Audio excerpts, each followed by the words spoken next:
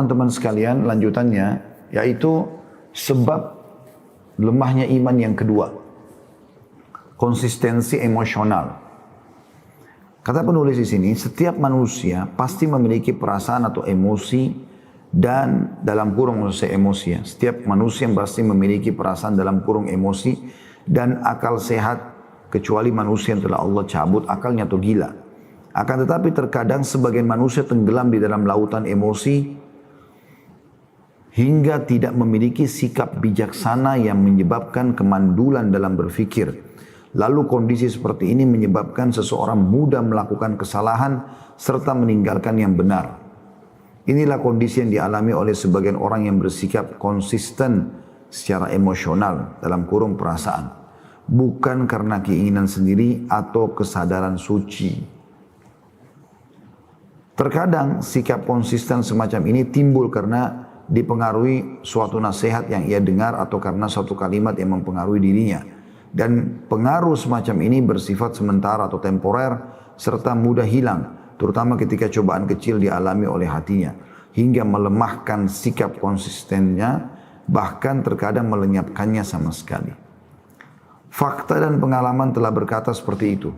Hal terpenting dalam sikap konsistensi adalah adanya kemauan kuat, kesadaran total, dan adanya kemauan keras. Orang yang memasuki wilayah konsistensi seharusnya mengetahui bahwa keselamatan dan kebahagiaan dunia akhirat dan untuk mendapatkan kecintaan Allah adalah dengan mentaatinya dan berpegang teguh pada Al-Quran dan Sunnah Rasulullah Sallallahu Alaihi Wasallam. Saya jelaskan dulu lebih jauh masalah ini. Emosi, marah adalah bagian daripada potensi yang Allah berikan. Bahkan dia bisa menjadi sesuatu yang berpahala kalau diletakkan pada tempatnya, yaitu marah atau emosi pada saat terjadi pelanggaran agama. Sebagaimana Aisyah Ummul Mukminin radhiyallahu anha berkata, Rasulullah SAW tidak pernah marah kalau berhubungan dengan hak beliau pribadi. Tapi beliau marah kalau sudah haknya Allah dilanggar. Ya. Jadi kita boleh marah. Tapi kalau misalnya kita melihat pasangan kita melanggar agama misalnya, kita sudah ingatkan gak mau dengar, anak kita melanggar agama, bawahan kita melanggar agama, sahabat kita melanggar agama, kita boleh mengingatkan dan di situ boleh marah. Tapi marah dalam arti kata juga terkontrol, ya. Karena ada juga marah yang tercelah, yaitu marah dalam semua keadaan. Dan ini berbahaya teman-teman, bisa menjadi seperti penyakit jiwa. Karena orang kalau sudah terbiasa selalu marah bawaannya, mukanya kelihatan tua, keriputannya banyak, ya. Pikirannya tidak terarah. Karena dia tidak tahu harus berbicara apa. Emosi, marah itu membuat pikiran kita jadi buntu, ya. Mandul. Gak bisa sama sekali kita mendapatkan solusi dari permasalahan. Anda kalau lagi marah, sulit sekali untuk bisa berpikir, gitu kan. Oleh karena itu syaitan menunggangi pintu marah ini luar biasa. Ya. Dia selalu memancing emosi orang. Juga hatinya tidak tenang. Anggota tubuhnya pun tidak stabil. Ya.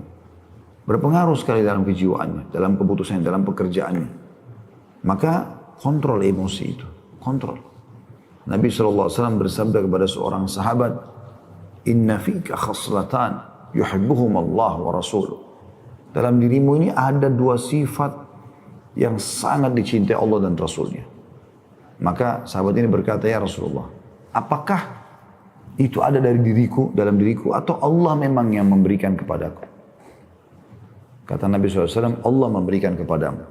Dan kedua itu adalah al-hilmu wal-anat. Artinya, tenang dalam mengambil sebuah keputusan, walaupun dasarnya sudah sangat mengundang emosi, gitu kan.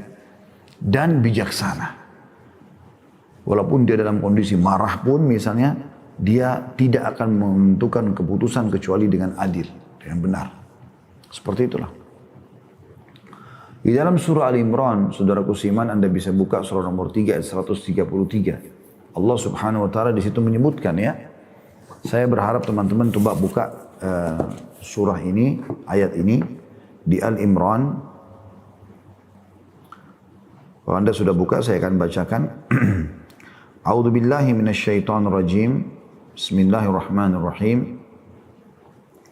Wasari'u ila magfirati min rabbikum wa jannatin arduhas samawati wal ardu uiddat lil muttaqin.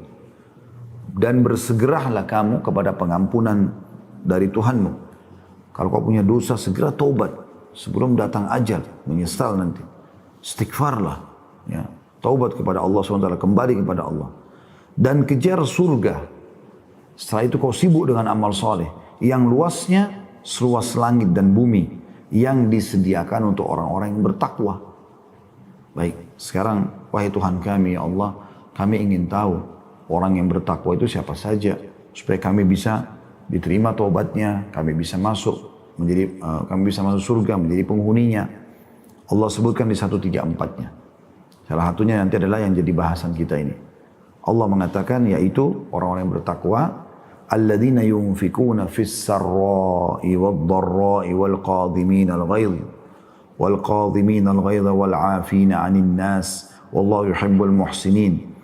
Yaitu orang-orang yang suka menafkahkan hartanya baik di waktu lapang maupun sempit. Dia lagi kaya atau dia lagi susah, tetap dia bersedekah. Itu ciri keimanan. Dan juga ini yang jadi saksi bahasan kita, orang-orang yang menahan amarahnya, ya, emosinya. Di sini kata sebagian ulama tafsir yang dimaksud dengan ghail wal qadhimin al ghail. Ghail itu adalah marah yang bisa dilampiaskan karena dalam kondisi benar. Kita benar dan kita bisa emosi marah, tapi kita tidak lakukan itu. Itu namanya qadhimin al ghail. Dijanjikan surga. Kemudian yang ketiga wal 'afina 'anil nas, dan suka memaafkan kesalahan orang. Allah menyukai orang-orang yang berbuat kebajikan. Pernah terjadi teman-teman sekalian, ada satu orang kaya raya tapi dia orang berilmu, tentunya berilmu agama, Masya Allah, salah satu orang mukmin, hamba-hamba Allah yang dipilih. Dia lagi duduk sama tamunya, kemudian dia suruh seseorang untuk budaknya atau sahayanya untuk menyiapkan makanan. Ringkas cerita, dibuatlah makanan itu di sebuah wadah kuah kari kambing yang sangat panas. Si budak ini jalan, pada saat jalan subhanallah mendekat dengan majikannya, kakinya kesentuh karpet, ya, yang terlipat. Pada saat itu jatuh, tumpahlah semua kuah panas di badan tuannya atau majikannya. Di sini teman-teman, Anda bisa bayangkan kalau Anda tertumpah minuman panas, apa yang terjadi? Apa yang terjadi? Anda pasti akan marah. Kita kena sedikit saja air panas, tangan kita sudah marah gitu kan. Ini kalau tidak terkontrol gitu. Maka tumpahlah. Subhanallah, Allah seperti mengilhamkan di hati si budak ini atau hamba sahaya ini. Dia langsung bilang sama majikannya, karena dia juga faham agama, majikannya faham agama. Dia mengatakan, wahai Tuhan, Allah telah berfirman. Maka tuannya dalam kondisi marah, yang tadi tumpah kuah panas di badannya di depan tamunya. Begitu mendengar Allah berfirman, dia tenangkan dirinya. Lalu dia mengatakan, bacakan ayatnya. Dibacakanlah ayat ini. Alladzina yunfikuna wal qadhimin al ghaidh. Dan orang-orang yang bisa mengontrol emosinya pada saat dia bisa melampiaskan, dia benar. Maka tiba-tiba tuannya tadi yang lagi panas badannya semua mengatakan, saya sudah mengontrol emosi saya. Artinya saya tidak akan lampiaskan emosi ini. Kata budaknya, belum selesai Tuhan ayatnya. Kata dia, bacakan lanjutannya. Dikatakan, wal 'afina 'anil nas. Dan orang yang suka memaafkan orang lain. Tadi Ali Imran 134. Maka tuannya dalam kondisi badannya panas, dia masih mengatakan, aku sudah memaafkan. Kata budaknya, belum selesai ayatnya Tuhan. Kata majikannya, bacakan. Kata dia, wallahu yuhibbul muhsinin. Penutupan ayat 134. Dan Allah suka orang yang berbuat kebaikan. Maka tiba-tiba majikannya mengatakan, pergilah, kau telah bebas. Artinya ucapan ini membebaskan dia dari keterbudakan. Untuk menyempurnakan